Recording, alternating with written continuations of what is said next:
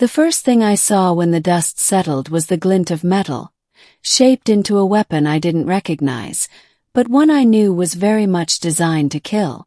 It was pointed directly at me. My ship had gone down in the middle of nowhere, on the fringe of what the navigation systems called uncharted territory. The crash had left me half buried in sand, dazed, my emergency beacon sputtering useless static.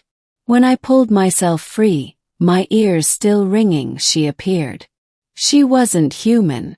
Tall, slender, wrapped in armor that shimmered like living stone, the alien woman carried herself with the poise of a warrior. Her eyes were a strange, glowing silver, sharp as knives and filled with suspicion. She kept the weapon steady, her hand unshaking. And then she said something that stopped my heart. "Why do your eyes look familiar?" Beginning. I raised my hands slowly, palms open. "Easy there. I'm not looking for trouble." The universal translator in my helmet lagged a second before catching up, echoing her words back into English. She narrowed her eyes at the device, her grip tightening. "You're not supposed to be here," she hissed. "No human is." That hit me like a punch. She knew what I was. Not just vaguely, she knew. Humanity hadn't officially made contact with intelligent extraterrestrial life. Sure, there were rumors, unexplained signals, ghost stories from deep space miners, the occasional transmission drowned in static. But nothing official. Nothing concrete. "Wait," I said, keeping my voice steady. "You know about humans." She ignored my question and studied me closely, as though searching for a flaw in my face, a trick, some proof I wasn't what I appeared to be. Then her weapon dipped slightly, though not enough for me to relax. "Your eyes," she repeated, softer now, almost whispering. "They are like his." "Whose?" "Yes." She didn't answer. Instead, she gestured for me to stand, the weapon never wavering. With no better options, I obeyed. My legs ached from the crash, but I forced myself upright. The landscape around us was barren, rolling dunes of gray sand under a sky split by two pale suns. No cities, no starports, no obvious civilization. Just emptiness. Yet she was here, waiting, watching, armed. "Walk," she commanded. I hesitated, but the low hum of her weapon convinced me. She led me across the dunes, silent except for the crunch of sand under our boots. After what felt like an hour, the horizon broke, revealing jagged cliffs and, hidden within them, the mouth of a cavern. Inside was a camp. Strange crystalline structures glowed faintly along the walls, casting light over what looked like makeshift quarters.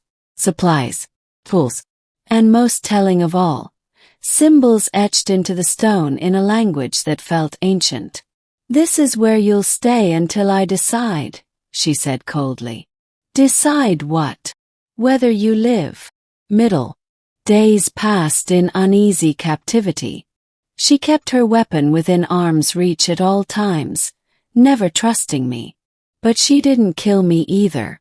She allowed me water from a filtration unit and ration packs that didn't look designed for human consumption but didn't poison me either. Between the silence, I pieced together fragments. Her name, or something close to it, was Sarah. She belonged to a people who once ruled vast stretches of the stars but had fallen into decline. She never explained why.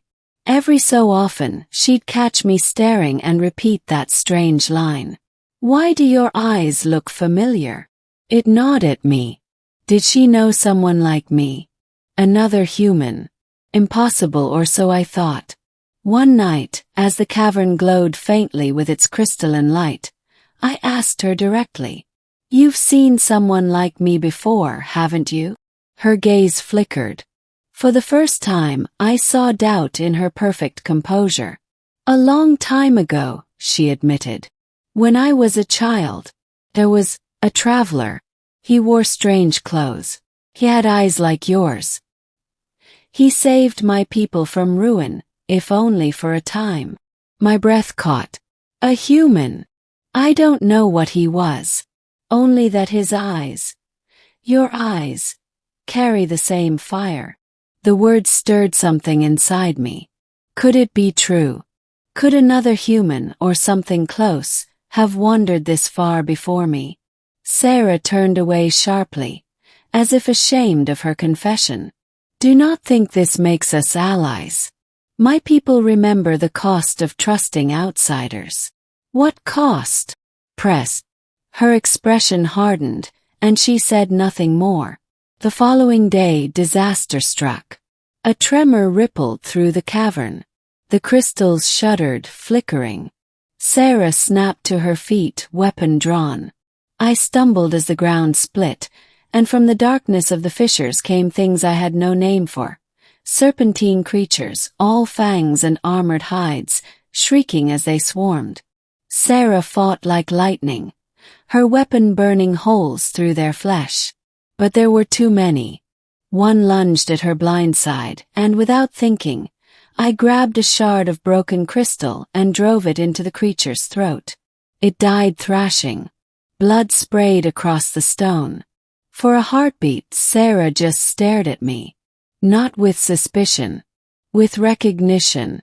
Together, we fought until the last of the creatures fell, their bodies twitching in the sand. I collapsed against the cavern wall, chest heaving. You saved me, she said quietly. You'd have done the same. Her eyes softened, and for the first time, she lowered her weapon completely. That night, as we tended to our wounds, she finally told me the truth. Her people, the Critheri, once spread across the stars in great fleets. They had allies, empires, enemies. But during their wars, they encountered a wanderer. Not Critheri, not any race they knew. He came alone, carrying strange knowledge and strange eyes.